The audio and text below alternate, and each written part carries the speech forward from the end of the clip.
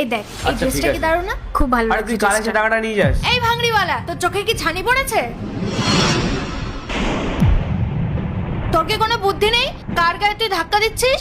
তোর এই নোংরা বস্তাটা আমার গায়ে লাগিয়ে আমার এত দামি ড্রেসটা তুই নষ্ট করে দিলি। এখন এগুলো কে ধুয়ে দেবে? তোর বাড়ির লোক এসে? এই যে শোন, বাড়ির লোক তুলে একদম কথা বলবি না বলে দিচ্ছি। আর এই বস্তায় না এমন কিছু নোংরা নেই যে তোর ড্রেসটা নোংরা হয়ে যাবে। রাস্তা দিয়ে হাঁটছি, ইচ্ছে করে তো ধাক্কা মারিনি, লেগে গেছে তো লেগে গেছে। এটা নিয়ে তো ফালতু ঝামেলা করছিস কেন? দেখলি তো ওর সাহস কিরকম অভদ্রের মতো কথা বলছে। আমি যদি ওর লেভেলে নামি না, ও এখনই ভয়ে পালাবে। এই, নিজের যোগ্যতা থেকে কথা বল। তুই জানিস এই ড্রেসটার দাম কত? সারা মাসের রোজগার দিও না তুই এই ড্রেসটা কিনতে পারবি না। অসভ্য কোথাকার। রাস্তায় এত জায়গা থাকতো তুই আমার গায়ে এসে পড়লি কেন? রাস্তা তো তোর আর একার না, আমার যেখান দিয়ে ইচ্ছে আমি সেখান দিয়ে যাব। আর তোর যদি ড্রেসের প্রতি এতই মায়া ছিল তা রাস্তার মাঝখানে দাঁড়িয়েছিলি কেন? একটু সরে দাঁড়াতে পারিসনি? আর শোন, আমাকে না একদম টাকার গরম দেখাতে আসবি না, হ্যাঁ? আমি যদি আমার যোগ্যতায় চলে আসি না, তাহলে জানিস না এরকম ড্রেসের না আমি পাহাড় বানিয়ে রেখে দিতে পারি। ফালতু কথা বাড়াস না, যা এখান থেকে। আচ্ছা, তুই 1000টা ড্রেসের পাহাড় বানিয়ে দিবি? তুই জানিস এই ড্রেসটার দাম কত? এটা কিনতে গেলে না তোর সারা মাসের রোজগার শেষ হয়ে যাবে। তোর পকেটে 10 টাকা আছে কিনা সন্দেহ, আর তুই আমাকে বড় বড় কথা বলছিস।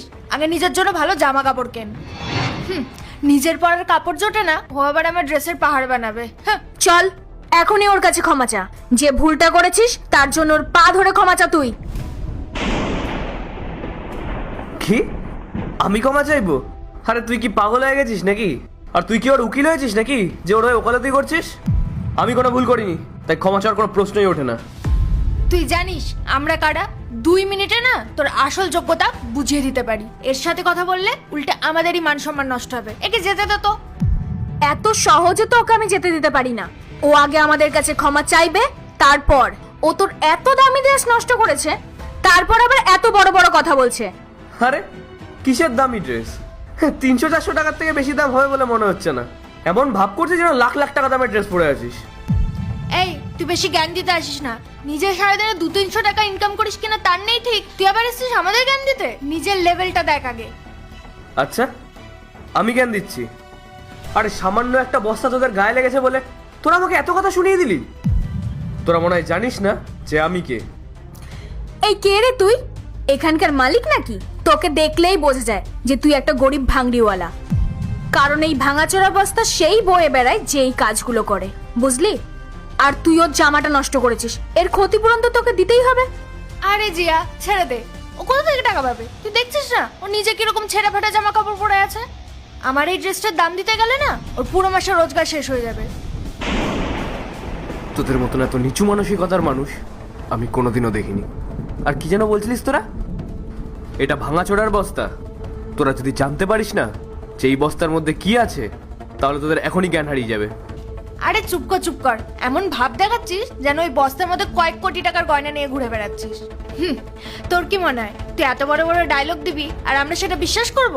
এই বস্তার মধ্যে কি আছে সেটা দেখলে নাকি আমাদের জ্ঞান হারিয়ে যাবে? শোন, আমরা না মানুষ দেখলে বুঝে যাই কার কি যোগ্যতা। নেহাত আমরা ভালো ঘরের মেয়ে, বাবা মা আমাদের ভদ্রতা শিখিয়েছে। না হলে বুঝিয়ে দিতাম যে রাস্তার মাঝে দাঁড়িয়ে মেয়েদের সাথে তর্ক করার ফল কি হতে পারে। হাসালি, তোরা ভালো ঘরের মেয়ে?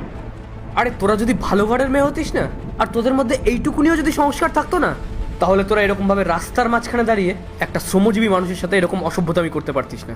তোরা জানিসও না আমার কত ক্ষমতা আর আমার কাছে কত টাকা থাকে। বড় বড় বিজনেসম্যানেরা না আমার সাথে মিটিং করার জন্য মাসের পর মাস আমার অ্যাপয়েন্টমেন্টের জন্য অপেক্ষা করে থাকে। আর কত মিথ্যে বলবি তুই? তোর সাথে বড় বড় বিজনেসম্যানরা দেখা করতে আসে? এই, তুই চুপচাপ এখান থেকে যা। তুই আমাদের অনেকটা সময় ফালতু নষ্ট করেছিস। আমি কেন যাবো এখান থেকে? তোরা এখান থেকে যা, কারণ তোরা তখন থেকে আমার সাথে এখানে দাঁড়িয়ে দাঁড়িয়ে অভদ্রতামি করে যাচ্ছিস। আমি শেষবারের মতন বলছি, তোরা এখান থেকে চলে যা, নাহলে কিন্তু এর ফল খুব খারাপ হবে। আচ্ছা, তুই এখন আমাদের ভয় দেখাচ্ছিস? আমরা কোথাও যাব না, তুই বেরো এখান থেকে। এই, দাঁড়িয়ে দাঁড়িয়ে কি দেখছিস? কথা কানে যাচ্ছে না? আর তখন থেকে বলে যাচ্ছিস এই বস্তায় এই আছে ওই আছে। দেখা এখন এই বস্তার ভেতর কি এমন লুকিয়ে রেখেছিস। আর এই বস্তায় যদি ফালতু কিছু থাকে না, তাহলে তোর কপালে অনেক দুঃখ আছে বলে দিলাম। আচ্ছা, তোরা দেখতে চাস যে এই বস্তার মধ্যে কি আছে? ঠিক আছে, এখনই দেখাচ্ছি। এই দেখ, চোখ বড় বড় করে দেখ।